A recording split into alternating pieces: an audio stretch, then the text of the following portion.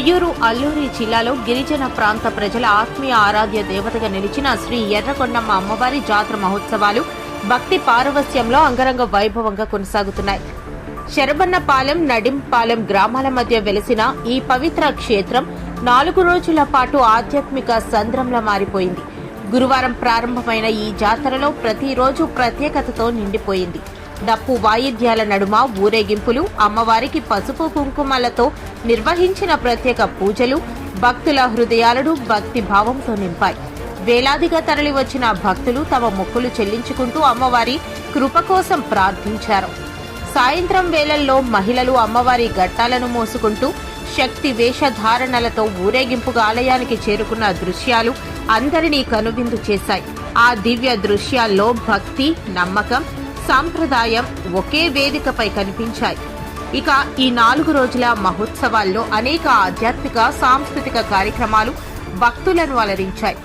భజన బృందాలు, కోలాట నృత్యాలు, గ్రామీణ కళారూపాలు జాతర వైభవాన్ని మరింత పెంచాయి.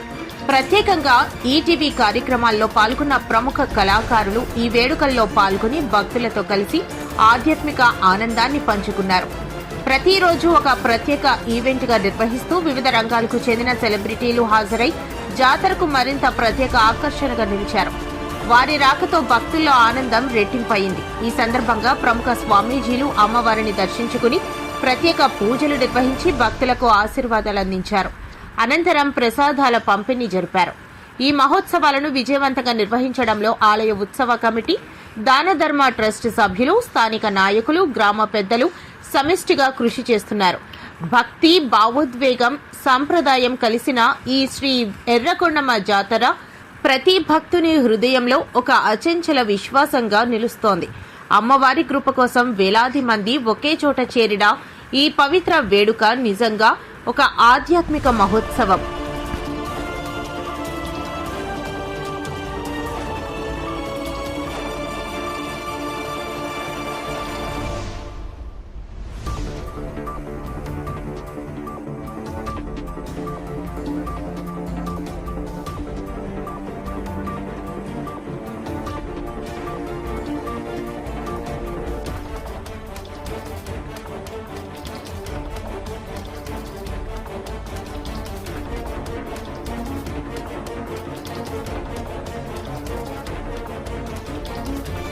ప్రకారం ఆంజనేయుడు ఆది పరాశక్తి స్వరూపములు ఏ అమ్మవారైనా వాళ్ళిద్దరికీ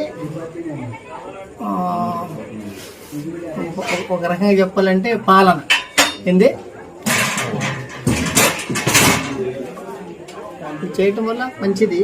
తర్వాత ఆ పద్ధతి పూర్వ పద్ధతి కొనసాగుతాను.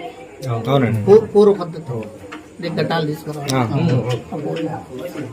ఏదైనా మీలాంటి ఆది శంకరాచార్య పీఠం నుంచి వచ్చి మా అలాంటి గ్రామాలు దర్శించి ఇలాంటి ఆలయాలను దర్శించడం మా అలాంటి వాళ్ళందరికీ ఇంకా మీ ప్రోత్సాహం ఉండడం అనేది అభినందన ఉంది. మా గ్రామం తరఫున, ఈ అమ్మవారి ఆలయ కమిటీ తరఫున మీకు హృదయపూర్వకంగా ధన్యవాదాలు తెలియజేస్తున్నాం. ముఖ్యంగా మా ఆదివాసీ ప్రజల తరఫున ధన్యవాదాలు.